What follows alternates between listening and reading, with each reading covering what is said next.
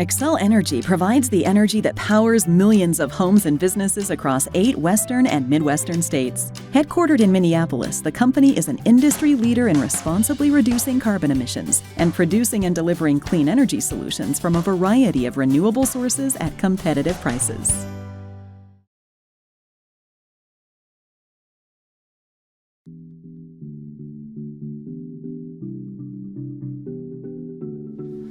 From the League of Minnesota Cities, this is City Speak. I'm Luke Fisher, Executive Director and host of this season of the show.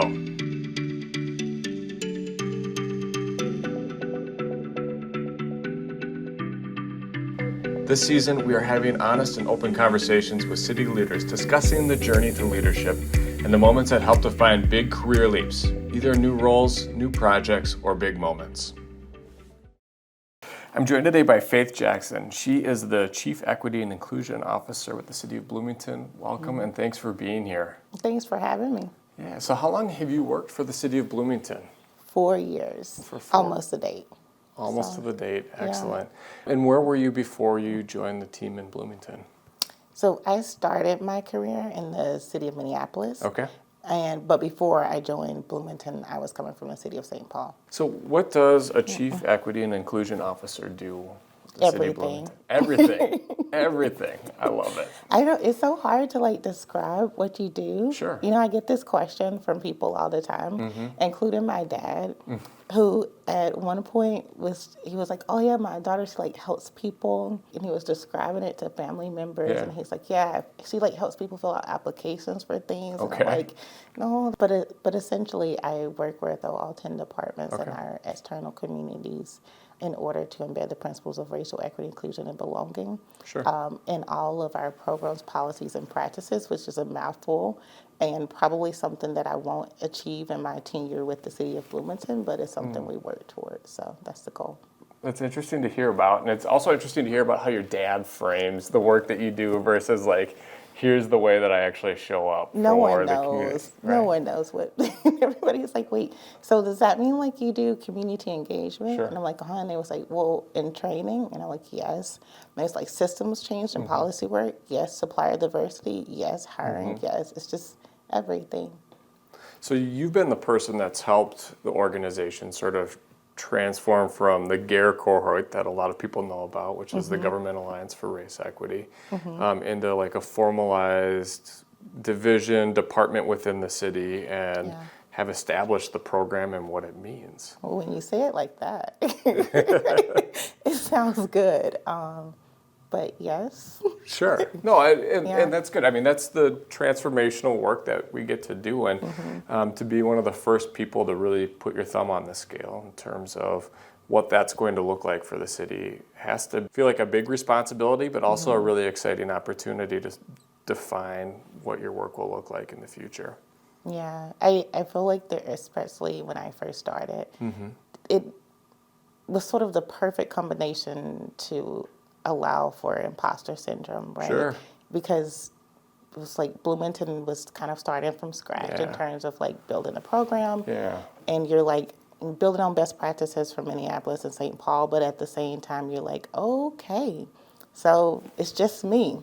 Right. And everybody's depending on me to create this thing and this better work, right? Especially recognizing that Bloomington had already had some starts and stops in that work. And so there was a little bit of pressure, sort of personal and internal pressure. I was okay, you got to get this right.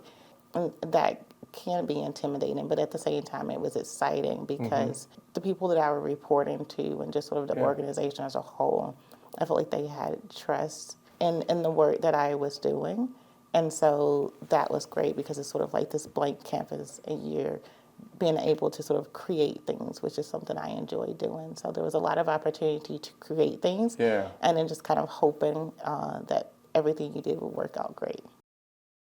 So one of the things that you've mentioned and you've talked about a little bit is looking for connections. And I'm curious what you've been able to do to go out and get to know folks in the community and to hear their stories. Yeah, so for the external community, a lot of that has just been sort of pop-ups, Sure. which I'm kind of known for. I'll call and I'll email, and then after that I just pop up. I'll just show up. at a person's place. And they're like, love it. hey, I'm Faith. When I first moved to Bloomington, like on the weekends, my husband and I would make him come with me. And we would drive around to like the mom and pop shops and things like that and just be like, hey, I'm Faith. I'm doing this work in the city. And most people were like, yeah, like, are you going to buy something, right? But over time, they get to like see your face. And so just kind of going and meeting people where they are, having a conversation with them and inviting them to be a part of the work that's happening in the city was really important, especially for building relationships with community. That was really cool to be able to go to community and say, hey, what do you want the city to be doing?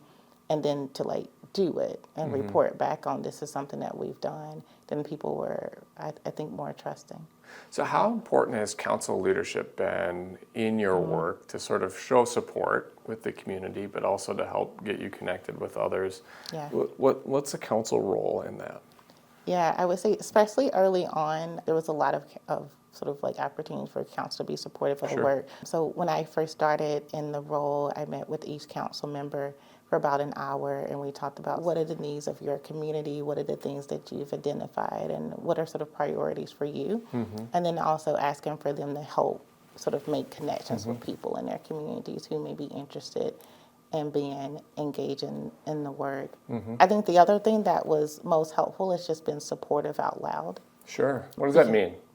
It means whenever you get the nasty emails about how this is a waste of time, that they respond with, I don't think so. So things like that, right? Which unfortunately it happens, right? And so I think being able to be committed with the work when you're having sort of face-to-face conversations is great, but then being able to respond to those things with, we don't support hate, discrimination, et cetera. And while we can allow for a difference of opinion, it's sort of combating those type of things like in a loud and sort of intentional way is really helpful. So one of the things that you said a little bit earlier is that all of your work that you do isn't going to be like accomplished and you're not going to put a bow on it maybe, and it's not going to be complete all the way. What does that mean for the work that you do? So our focus in Bloomington is we focus and prioritize racial equity work, but it's an intersectional approach, right? And so whether it's racial equity work, which is sort of like trying to undo white supremacy, or sort of broader equity and inclusion work, sexism, ageism, ableism, all of these different things are systematic, and they've existed within our societal context for hundreds and hundreds of hundreds of years. I came to be okay ish with the fact that like the world as I know it isn't going to shift probably in my lifetime, but definitely not within sort of like the time that I can allocate to a particular employer.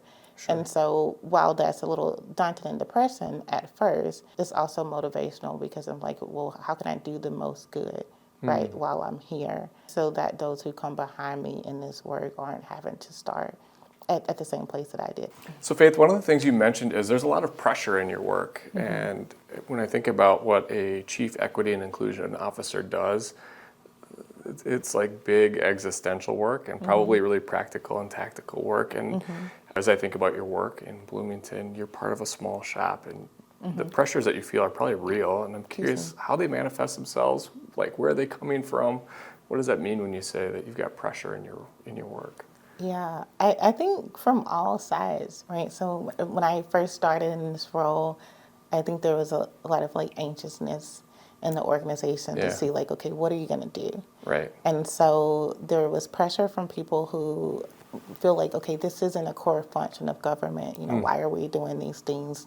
That's one form of pressure. There was pressure from those who had been doing the work, kind of like trying to keep things moving. And they're like, okay, well, why are we bringing in someone from the outside to like be a leader? Are we not doing the right things, right?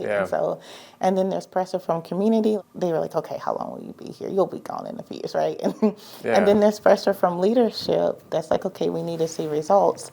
But then also understanding as a practitioner that a lot of these things are relationship based and you don't get those results overnight. And then there's pressure from electeds, right? Like, 'cause they also want to see results. And then I think for me personally, just sort of internal pressure of being sort of a achiever. So I don't like to fail at things. And so there was a lot of that pressure too. It's like you want to do the right thing. So I think there's sort of pressures from all around. And Yeah. over the last 4 years, I've been able to manage that by, one, just kind of being more self-confident. I always say that, like, we're 400 years plus behind. And so if I can do something to move the needle, we're in a better place than we were. Sure. So take a little bit of that pressure off yourself, Right. to be great. And then also just recognizing that in this role, you're never really going to make everyone happy. Yeah. And that was hard for me because I like to make people happy.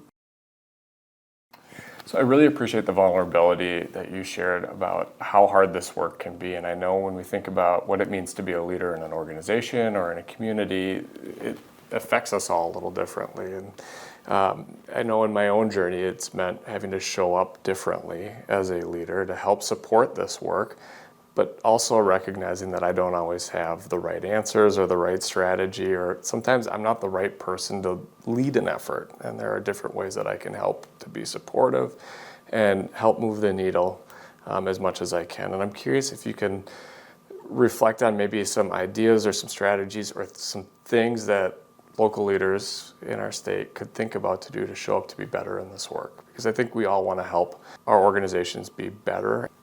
One of my favorite quotes is from Maya Angelou, and she said, "People will forget what you say and forget what you do, but they'll never forget how you make them feel." Yeah. And I think, like, if I could just have city leaders all in a Yeah. room and just talk to them, like, faith take on it, Yeah. is to focus on how you impact people's lives from a human aspect, Yeah. and just sort of how you make people feel. And one of the things that I think that leaders can do, it's sort of an easy win, low-hanging fruit, is just show up. I think sometimes people underestimate the value of showing up, especially from people in leadership. I will tell you, it makes a difference when the city manager shows up at a community event and people are like, he's here, or the mayor's here, and they get all excited, Yeah. right? And that motivates them to continue to do the work that they're doing. And so even without necessarily being a part of moving the work forward, that can motivate people and helps them feel like, okay, we're doing the right thing. And I think beyond that is creating the systems and structures to support the people who are doing the work. And then really allowing for time for people to take that investment in their own personal journey. It's just like with anything, if you don't practice it, you don't study it, etc., you're not going to get good at it. The same way that you invest in whatever it is the profession is, I think people should invest in their learning. It's a journey, right? Right, And right. like the journey of 1,000 miles starts with the first step, right? Yeah. But I'm curious if you can share a couple of the things that you're really proud of, places where you've been able to make a difference, and you can look back and say, I did that, we did that. This is how we know we're making a difference in the community. One of the things that I'm most proud of from an internal perspective is that we have racial equity action teams in the city of Bloomington across all of our departments. Our largest racial equity action team actually is our police department's team. And so we create work plans, and sort of they really lead the racial equity inclusion work for their department focus areas. And so really excited about that and all the amazing work that they've done over the last 4 years, like changing policies and practice, came out of some different REAP work. There's also, like in our community development department, they did an evaluation of all of our codes and things to make it more equitable. And so because the employees within each department, they know their work better than I would, right? Really empower them to utilize that equity and inclusion lens and say, you know, how can we take these big picture goals that the city has for equitable policies and practices, and then say, how do we do that within our scope? And so that's something that I'm really proud of. From an external perspective, there's many there too, but one of the things I'm most proud of is things that we've done to drive sort of more inclusive workforce. And so we have sort of reevaluated our hiring and recruitment and retention practices to make them more expansive. And then lastly, I would say declaring racism as a public health crisis. So when that was happening in the city, I was sort of approached by our leadership to say, hey, is this something we want to do? And so to the credit of our council and leadership, we were able to come to the city council and say, well, if we do this, there's sort of like three ways we could do it. We could just recommit to what we're already doing. We can do a little bit more, or we could really like push the needle. And so they agreed to that, and we convened a community-based group of about 35 individuals to tell the city what we should be doing to address racial disparities across the 7 social determinants of health. And they created a top 5 list for what we should do in 2022, and we've executed on 4 of those things, and 1 is in the works. And so being able to go back to community, that's great. Right, which included things like a down payment assistance program and things like that, and say, hey, we took what you told you and we actually did it is really exciting. Well, Faith Jackson, I want to thank you so much for joining us today and sharing some of your perspectives about being the Chief Equity and Inclusion Officer with the City of Bloomington. I'm going to leave our conversation today with a couple of reflections as it relates to equity, inclusion, and helping people feel like they belong to an organization or a community or really anything that they're part of. The first is, you mentioned the human aspect, and it is so important to empower people and bring them along and let them own part of this journey that they're on. Second was to show up and to be present and to be visible as a leader, and that sometimes can make a huge difference, to get out into the community and talk to people and be vulnerable in those conversations. Finally, to recognize that this is an incremental process that everyone has to be part of and everyone can contribute to. No matter if your efforts are big or small, you've got a role to play as we think about equity and inclusion and belonging in communities. So thank you for making time to be here and sharing your story with us today, Faith. Awesome. Thank you.